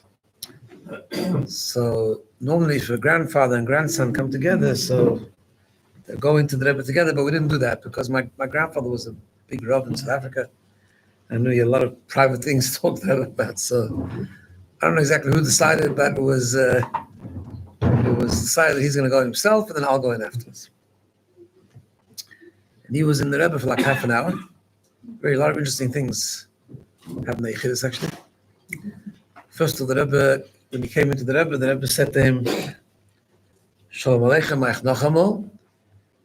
Shalom Aleichem again. Why the Rebbe, the reason why the Rebbe said Nachamol is because by the Bestamas Farbrengen, the Rebbe turned around to him and said Shalom Aleichem. So the Rebbe said Shalom Aleichem, Ma'ich Nachamol. Efshe v'titzitzen v'zayim v'yishav adas. He offered him to sit, because there was, he was a bit more makvem with him. So maybe we'll sit with Yishav adas. So my Zayah didn't sit actually. And he said, the Rebbe, no, my Rebbe is almal Yishav adas. So he told the Rebbe. So the Rebbe is always Yishav adas. So the Rebbe said, no, ich sitz doch. But he remained standing. And there was a lot of Inyanim in that Yechidus. It was very interesting. Before I get to my Yechidus. One of the things was that they spoke a lot of Yonim about the Bezdin in South Africa. That's some nice, but then my Zayda showed, we just asked my mitzvah, and there was in those days the pictures from my mitzvah was Rav Tammuz, and we left U Tammuz, and we managed to get the pictures developed very quickly. I don't know if you don't even know what it means to develop a picture, but develop a picture, Kodak. Anyway, so that so you had a picture. My sister was 10 years younger than me. She was 3 years old. She was the latest anicle. So he showed the Rebbe a picture of the whole family, the whole family picture. He showed the Rebbe a picture of my younger sister Chana, who was then 3 years old. The Rebbe looked at it. He saw there were two pictures. There's all background why I showed two pictures in a second. So the Rebbe said to him, that was the height of Neshek. Mifsa Neshek was Kochazach. The Rebbe said to him, Sie ben schlecht. So Mazeda, being a bit comfortable with the Rebbe, went into a whole drasha. He said to the Rebbe, Avada. And in fact, he asked the Rebbe, he says he actually doesn't understand the whole Mifsa. He says he remembers in Dokshitz, that was a standard practice. He told the Rebbe a whole Maisa. My mother was 2 years old, 3 years old. They were very poor, right? But they took up, so they wanted to make a life. She started eventually when she was a little girl. So they took up a door handle of a door, and they took it to a smith to make it. My mother had it all these. Actually, I don't know who has it. Must be someone, I'm not sure who has it. But and they made a lighter out of that little thing. And he's telling you the Rebbe this whole Megillah, that he doesn't understand the whole Chiddush and all this, that whole thing. It's all moving on midnight. He doesn't know what the problem is. The Rebbe smiled very broadly. Have I told this story? The Rebbe smiled very broadly. And the Rebbe said, "That was befarsim sein. Should be befarsim." The Rebbe said, "I never meant to make a new minig, only came to be mechadash an old minig." And the Rebbe said, "Mit gistrashem mit achsam sefer, chadash as minatet." The Rebbe said, "Mit gistrashem mit achsam sefer." And verkehrt, he asked the Rebbe, he asked my grandfather to befarsim. Yeah, why did he show the Rebbe two pictures? Because Islam was a funny way, but. So when my older brother was showing Munzlangier was my mitzvah and I was also to the Rebbe. And then there was an anical born to my uncle, Kurtztag. It was a Slagish, a literature. They didn't have children for many years, and actually the Rebbe was involved in that. The Rebbe told them they lived in that still. The Rebbe told them they moved back to South Africa. Anyways, I don't know if they're making, but I put in that eventually that door. And the Rebbe came and he showed. My grandfather came to the Rebbe with my brother. He went to Yechidus, and also showed the Rebbe a picture of my first cousin. Sorry, my first cousin. The first Torah of my uncle. And the Rebbe asked him. This was 7 years before me. The Rebbe asked him if it's for him. So my grandfather, because he was my grandfather, so he said to the Rebbe, actually, he really wanted to show it to a lot of people. So he came back to South Africa and he told my father the Maisa. My father, those who know my father, he was like a kanoi chassid as he was dacht zu sein, and the kusher as a beleven nefesh. He said, what? Anyway, so I never said he wanted me. So what did he do? And he came with me. He took 2 pictures of my sister. So there was choose one, right? But then, but they never fixed him anyways. Why? Because he had, those days every picture was like expensive. It wasn't like it was a big deal, right? So he showed there were 2 pictures. The Rebbe looked at 2 pictures for a while, and he chose one. And then he showed the Rebbe a picture of the whole family, which he only had 1 picture of. And the Rebbe said to him, from here. And he knew that this time he was not going to mess up. He was too scared of my father. So he said, yeah, what? So anyway, so other things he asked the Rebbe if it's true that the Rebbe had a shmur. Then the Rebbe was saying people that are safe to stay in South Africa until Mashiach comes, and he used the ropes. He wanted to hear the clearations. He asked the Rebbe, there was an abadim against the first time. Anyway, other things about reform and mikveh. There was a meister there that reform wanted to use the mikveh for the gerus, and my grandfather was going to let, but he said when he goes, and there were people that said they shouldn't let them, but he says when he goes to the Rebbe and asks him, the Rebbe said, no, chas v'sholom, that's mamash reform, whatever. So when I came in, and I want you to hear this. You guys, are you listening? Actually, everyone can hear this. It's not only your for the mitzvah. When I came in, I gave the Rebbe my settle, and the Rebbe... He went out and you went in. How did you go? Yeah, he went out and I went in. And you went straight in? Yeah. That night, Yom Kippur was on duty for some reason, not labeled, I don't know why. I guess they switched off. They changed it. Anyway, he must have opened the door like 5 times, but my grandpa said it wasn't him. The Rebbe was keeping it. He was finished in 5 minutes. The Rebbe was asking questions about South Africa, and that was like... anyway, then she came out and I went in. So when I came in, I gave the Rebbe the settle. The Rebbe said to me in Yiddish, he said, and I understood Yiddish actually, which was interesting. Oh, and then I didn't know then, is that the Rebbe had already asked my grandfather in which language we learn. For some reason, they were talking about the chinuch exactly. And my grandma told the Rebbe that we learn in English, and the Rebbe wasn't so happy. The Rebbe had a lashon, it's a kumtus, and then Bible or something. That was a funny lashon, yeah. Anyway, when I came in, the Rebbe said to me, welche Masechta lernst du? So I said Masechta Makis, which is what I was learning at the time.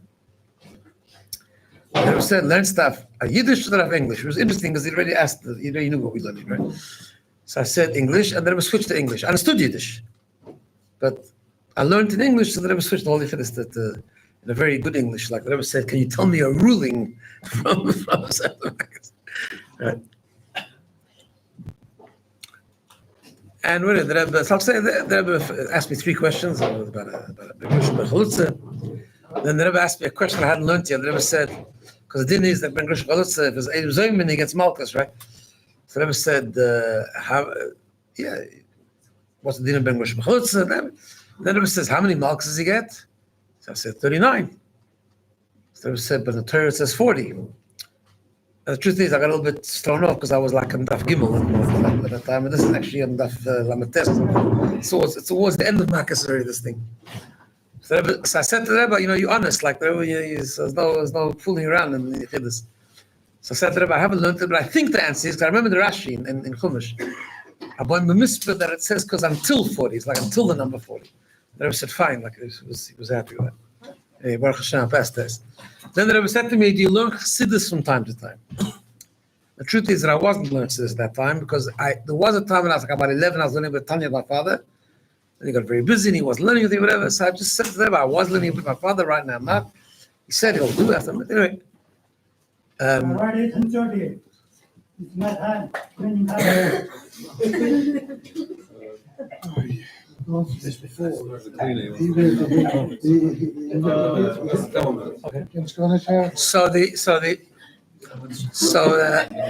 When I finished, I called South Africa right away, and I told my father what the Rebbe said. The Rebbe said, now's the time. So that was a big schuss because from then on, from my mitzvah until I left South Africa, I learned every week with Shalom Bey. That was when it started. I learned Nigdashti first. And I learned other Shem also, but then I started learning with him right away. My parents was Masad right away. There was no Chassidus school then. But Yechav, you know what they asked me? They ever said, "Welcome to Sichel." Because I always think it wasn't a question only for them. It's a question for the whole life. A person always has to say what he's learning. person has always been able to say which Masechta is learning. Understand? Not just now.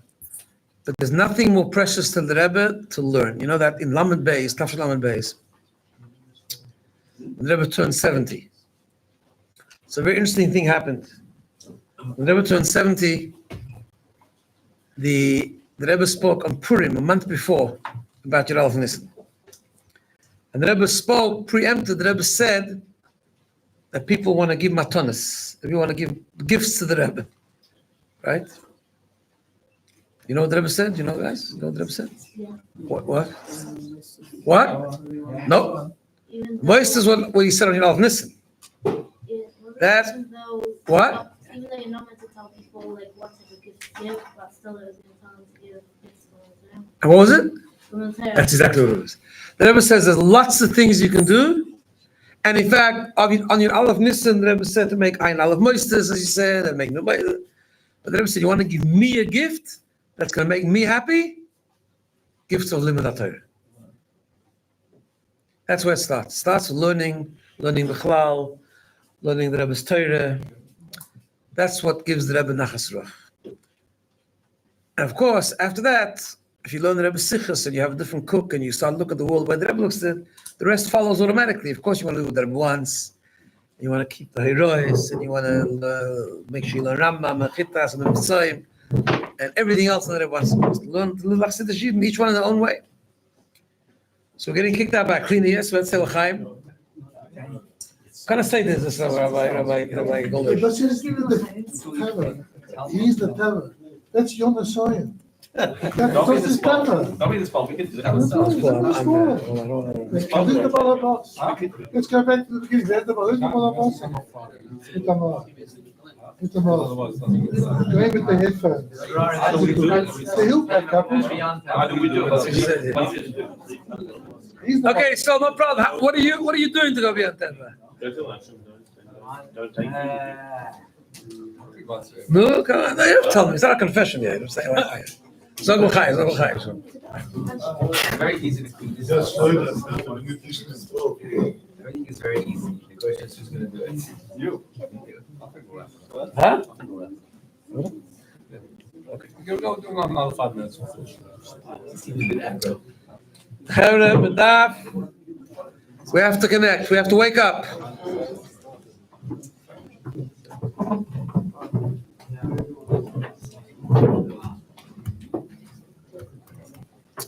Ta la la la ya ya ya ya.